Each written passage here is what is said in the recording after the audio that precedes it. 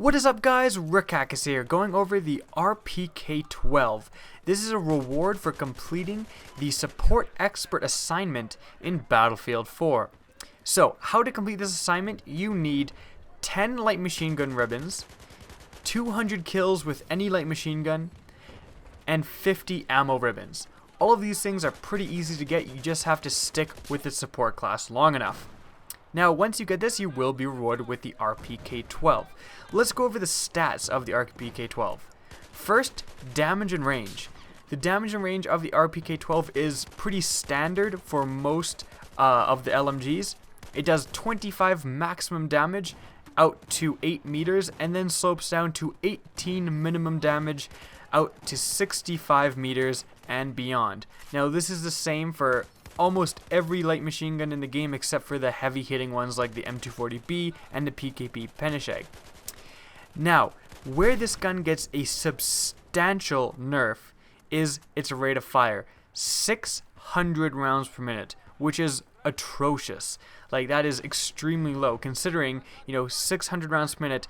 The MG4 does the same damage and has 800 rounds per minute. So, the RPK is extremely limited up close. The bullet velocity is pretty standard at 580 meters per second. It's not lacking, but it's not amazing. The reload speed is pretty quick for the light machine guns.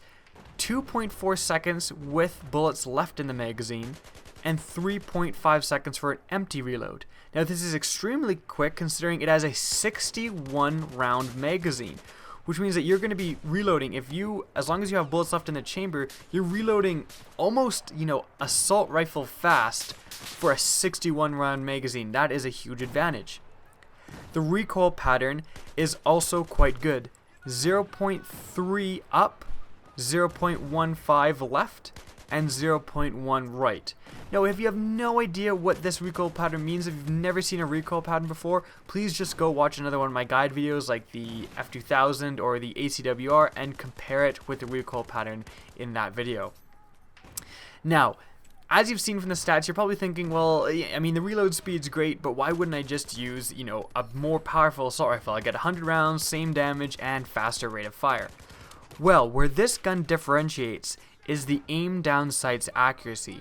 The ADS accuracy of the RPK-12 is 0.2, whereas other light machine guns, like the traditional light machine guns with 100 rounds in a magazine, have 0.3 aim down sight's accuracy.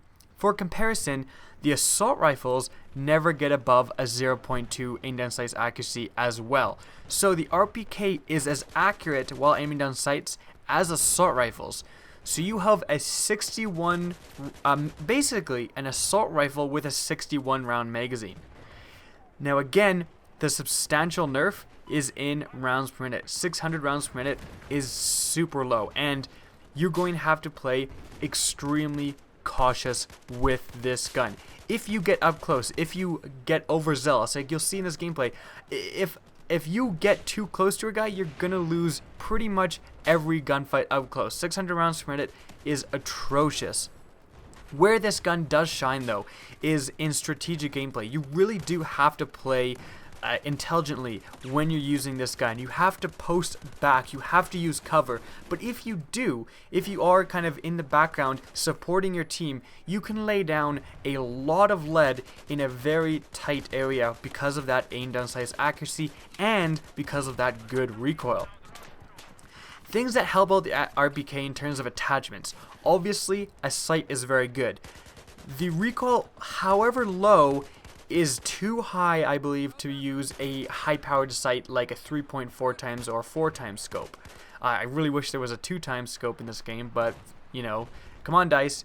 Anyway, and the you can put, I guess, a doubler on if you really want to, and that would be effective. However, I do prefer different attachments. Like the laser sight, it helps you because if you are encountering a close quarters situation, the laser sight's great because you can better deal with that and potentially save your life.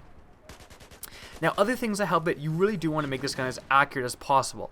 I did use it with the muzzle brake, and it did help because you know, 0.15 right and 0.1 left are extremely low. The side-to-side recoil of this gun is extremely low, so there's no point in putting a compensator on. But 0.3 up is decently high.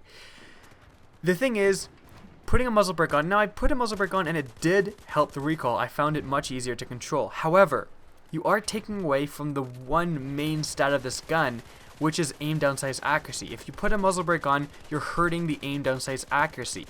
So I took it off pretty much immediately. Like, I did use it, I tried out, it did help with the recoil, but I really want to preserve that aim down sights accuracy to make it as accurate as an assault rifle.